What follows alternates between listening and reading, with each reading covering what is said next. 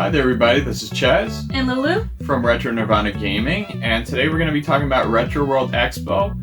Everything about the convention, including the vendors, the prices, the deals we found. You enjoy.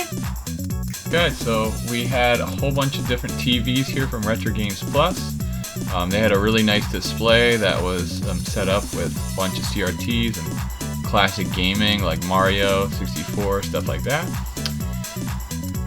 Then we also had a lot of great handhelds. A lot of vendors are selling handhelds. That was doing very well. Along with, of course, there's a lot of collectibles.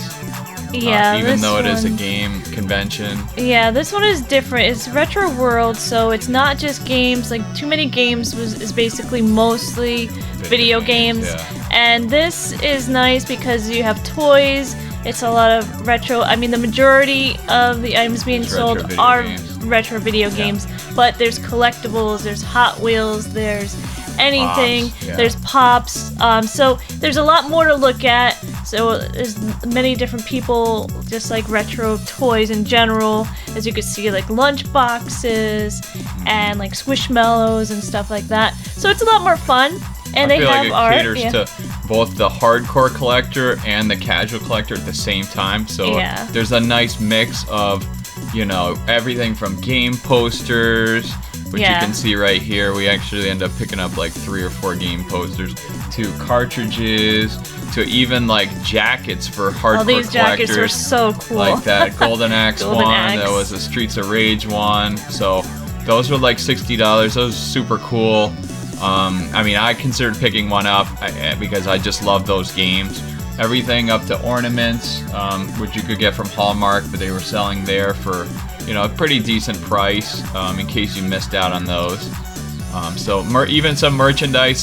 Somebody had buttons that you could wear that were in the shape of a GameCube disc. So just really creative, like arts and crafts as well. So basically anything that could be turned into something that a gamer would like was pretty much there. They did have repros also, reproduction games you can't normally get here. They were made in Japan, and they have unreleased reproductions and just, you know, funky games that you've never heard of, and you're like, oh wow, they made a reproduction of that.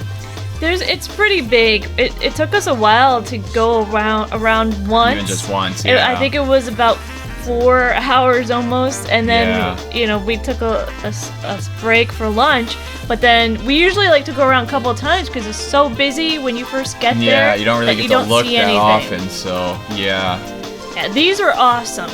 These little dioramas here, they took the shells of the Game Boy Advance and they made it into plants. That was almost really like a awesome. little garden type diorama. I feel really bad for the Game Boy Advance, and I love Kirby and everything, but I just feel kind of, I don't want to use it. When you take those parts out of like an original Game Boy Advance or anything like that, I feel like it takes away from the market. But it's a good idea. It is. It's a good idea, but I mean, as a collector, I don't like that. Oh, and these guys are so cute. I have like a gigantic one of those Squishmallows, and they're so cute. It's squishy. And the other thing is, I thought the prices were kind of hit or miss. So you had some prices that were really great, and then you had some games that were Knight Rider, a little bit, you know, on the astronomical side, where I was like, well, I'm never going to be able to afford this game at this rate. So, you know, you have to kind of shop, and you have to kind of look around, and sometimes you got to pass, and you gotta hope that maybe some other vendor has that game for a better price, which we did, where there was a couple games where we passed on and we found later for better price, so it's always nice to see that.